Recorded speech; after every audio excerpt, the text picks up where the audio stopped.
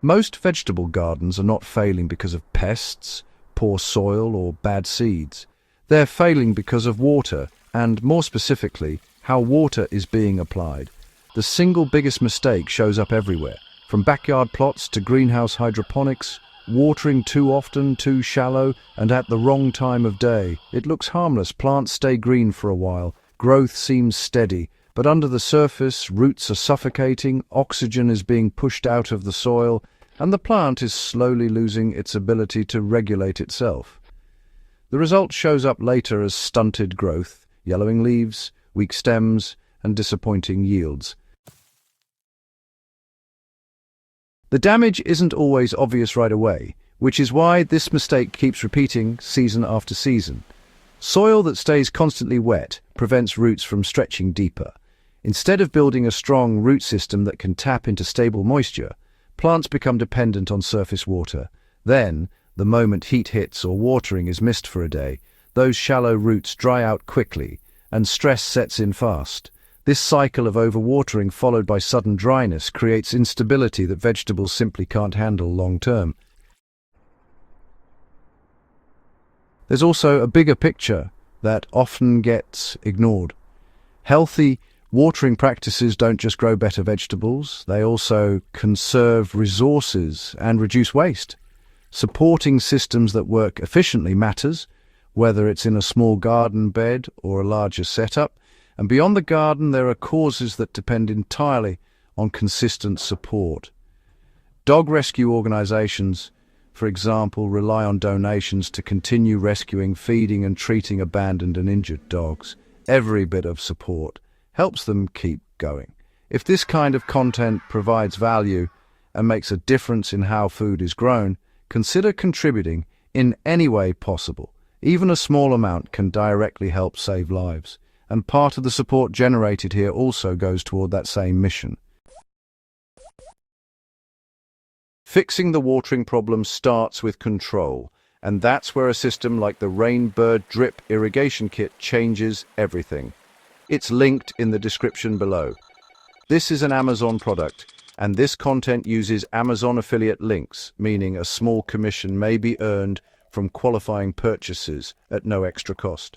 That commission helps support a dog rescue organization doing critical work. More importantly, drip irrigation delivers water directly to the root zone at a slow, consistent rate.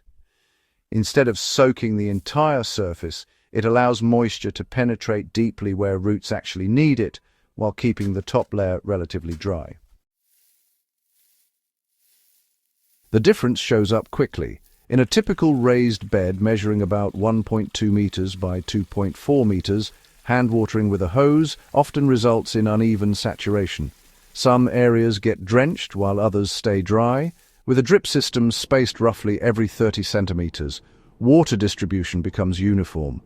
A slow flow rate of about 2 liters per hour per emitter ensures that water seeps down gradually instead of pooling on the surface. Within a week, plants begin adjusting by pushing roots deeper, and that stability translates into stronger growth. Timing matters just as much as method. Watering in the middle of the day is one of the worst habits to maintain. Under direct sun, a significant portion of water evaporates before it even reaches the roots. Leaves also stay wet briefly, which can contribute to stress rather than relief. Early morning watering, ideally between 5:30 and 8 o'clock in the morning, allows moisture to settle into the soil while temperatures are still low. This creates a reserve that plants can draw from throughout the day. Evening watering can work in some climates, but in humid conditions, it increases the risk of fungal issues because the soil stays wet overnight. Depth is another factor that gets misunderstood. Many gardeners water lightly every day, thinking consistency is beneficial. In reality, this trains roots to stay near the surface. A better approach is to water deeply but less frequently. In loamy soil, applying about 20 to 25 millimeters of water every 2 to 3 days encourages roots to grow downward. In sandy soil, where drainage is faster, the frequency may increase slightly, but the goal remains the same: deeper penetration rather than surface wetting. In hydroponic systems, the same principle applies in a different form.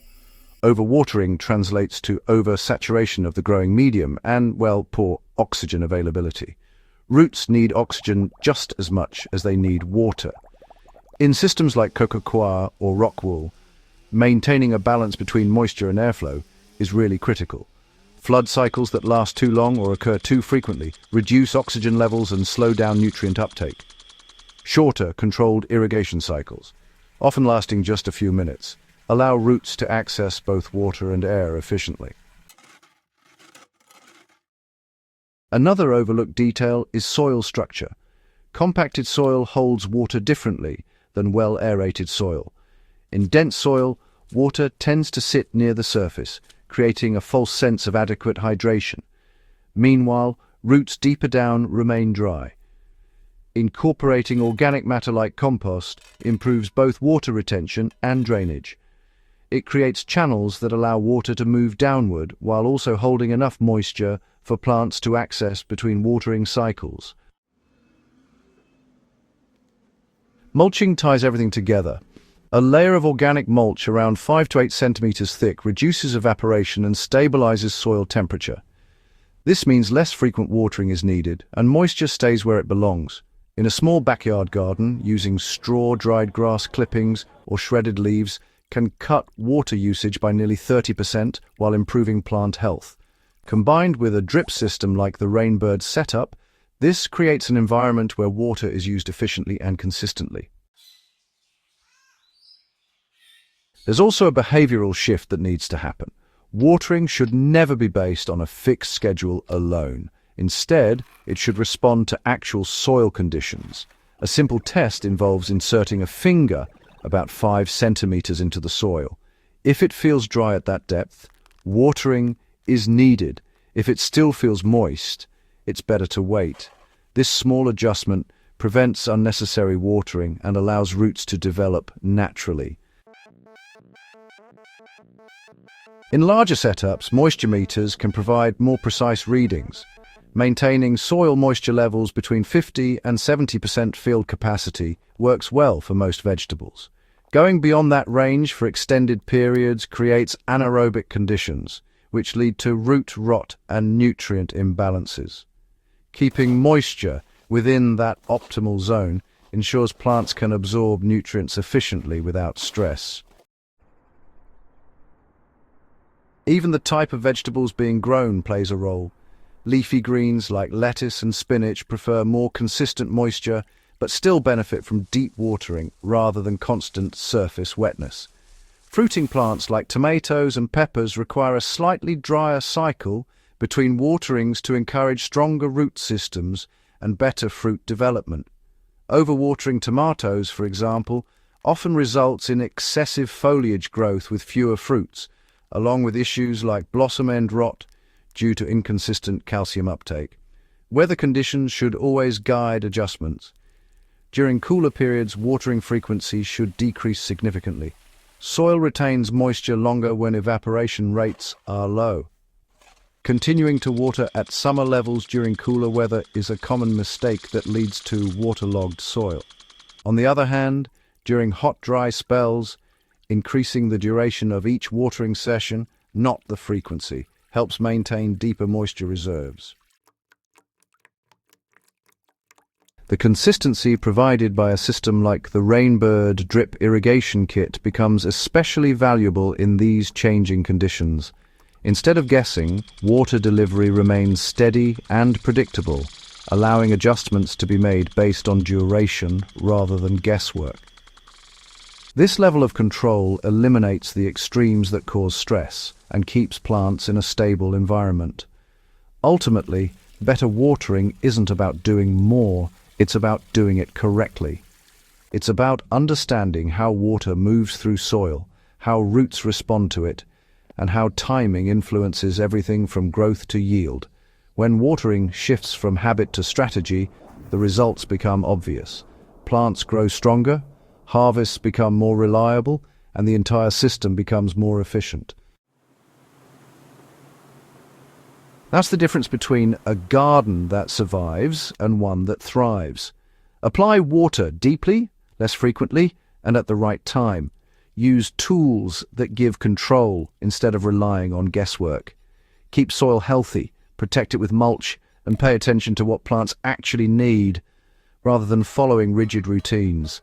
Share this knowledge with others who are trying to grow better food, and subscribe for more practical insights that make a real difference in the garden. And for anyone serious about fixing watering issues once and for all, having a system like the Rainbird drip irrigation kit in place quietly reinforces everything covered here, turning good practices into consistent results.